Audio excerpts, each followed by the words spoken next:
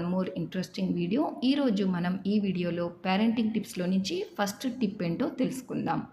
పిల్లల యొక్క శారీరక ఎదుగుదల మరియు మానసిక పరిణితి ఎలా ఉంది అన్నది తల్లిదండ్రులు ఎప్పటికప్పుడు చాలా జాగ్రత్తగా గమనించుకుంటూ ఉండాలి. ఇది తల్లిదండ్రుల యొక్క ప్రప్రథమ కర్తవ్యం. నేను మళ్ళీ నొక్కి వక్కాణించి చెప్తున్నాను, పేరెంటింగ్ అన్నది ఎవరో ఒక్కరు మాత్రమే నిర్వర్తించేటువంటి బాధ్యత కాదు. పేరెంటింగ్ అన్నది తల్లి తండ్రి ఇద్దరూ కలిస్తేనే పరిపూర్ణంగా ఉంటుంది. ఇక పిల్లల యొక్క శారీరక ఎదుగుదల గురించి గమనిద్దాం. శారీరక ఎదుగుదలని ఇంగ్లీష్లో ఫిజికల్ గ్రోత్ అంటారు.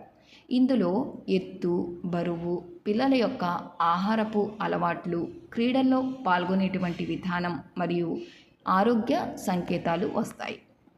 రెండవది మానసిక పరిణితి. దీనిని ఇంగ్లీష్లో మెంటల్ ఆర్ ఎమోషనల్ మెచ్యూరిటీ అంటారు.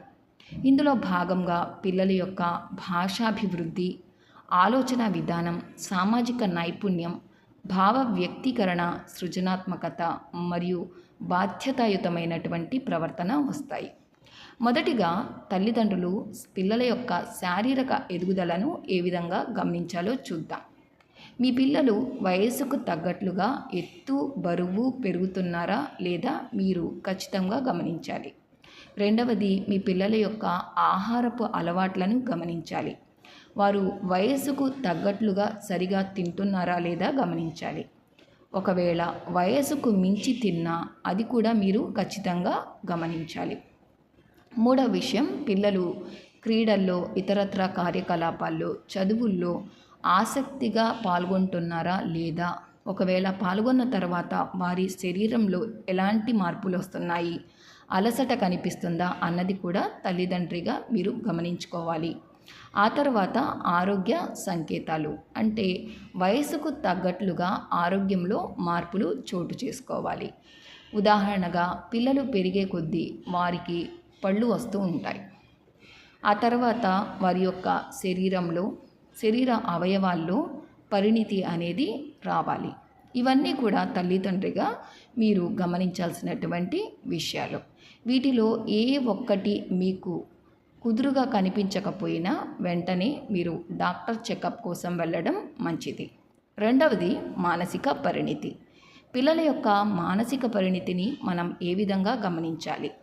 పిల్లల యొక్క భాషను గమనించాలి. పిల్లలు వయసుకు తగ్గట్లుగా మాట్లాడుతున్నారా, ఒకవేళ వయసుకు మించి మాట్లాడుతున్నారా అన్నది గమనించుకోవాలి. పిల్లల యొక్క భాష ఎలా ఉంది అన్నది కూడా మీరు గమనించుకోవాలి.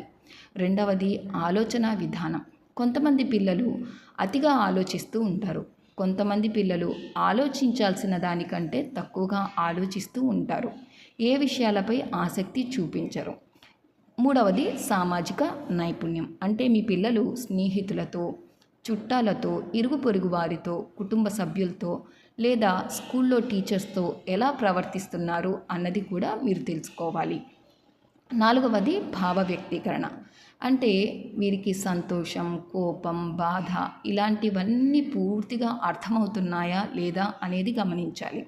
ఒకవేళ అర్థమవుతుంటే వారు వాటి విషయంలో ఏ విధంగా ప్రవర్తిస్తున్నారో కూడా మీరు చాలా జాగ్రత్తగా గమనించుకోవాలి. తర్వాతి విషయం సృజనాత్మకత. అంటే పిల్లల్లో క్రియేటివిటీ. వారు సొంతగా ఆలోచించటం, ఏవైనా మాట్లాడటం, కథలు చెప్పటం లేదా ఆటల్లో కొత్త ఆటల్ని కనిపెట్టడం, ఇవన్నీ సృజనాత్మకత కిందకే వస్తాయి. ఇక చివరిది బాధ్యతాయుతమైనటువంటి ప్రవర్తన. పిల్లలు వారి యొక్క చిన్న పనుల్ని వారు చేసుకుంటున్నారా లేదా అనేది కూడా మీరు గమనించుకోవాలి. ఈ విధంగా గమనించిన తర్వాత మానసిక పరిణితిలో కూడా మీకు ఏవైనా దోషాలు కనిపిస్తే మీరు తప్పనిసరిగా మానసిక నిపుణుల్ని సంప్రదించాల్సి ఉంటుంది. మీ పిల్లల యొక్క శారీరక మానసిక లోపాలను గురించి వైద్యుణ్ణి సంప్రదిస్తే సమాజం ఏం చెప్పుకుంటుందో అని ఆలోచించడం మానేయండి. తల్లిదండ్రిగా మీ వంతు పాత్రను మీరు పూర్తిగా పోషించండి. మీకు మీ పిల్లల యొక్క శ్రేయస్సు కంటే ఏది ముఖ్యం కాదు అని గమనించుకోండి. తల్లిదండ్రులు పిల్లల యొక్క శారీరక మానసిక ఎదుగుదలకు తోడ్పడే విధంగా పిల్లలతో ప్రేమగా మాట్లాడాలి, వారికి నచ్చే విధంగా కథలు చెప్పాలి, ఆటపాటల్లో పాలు పంచుకోవాలి. అలాగే వారి యొక్క భావ వ్యక్తీకరణను పూర్తిగా వినాలి. కొన్ని విషయాలను వారితో పంచుకోవాలి.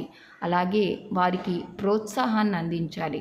ఇతర పిల్లలతో తీర్మానకరంగా ఎంతమాత్రం పోల్చకూడదు. మొత్తం మీద పిల్లల ఎదుగుదలలో శారీరక మానసిక సమతౌల్యం అనేది చాలా ముఖ్యం.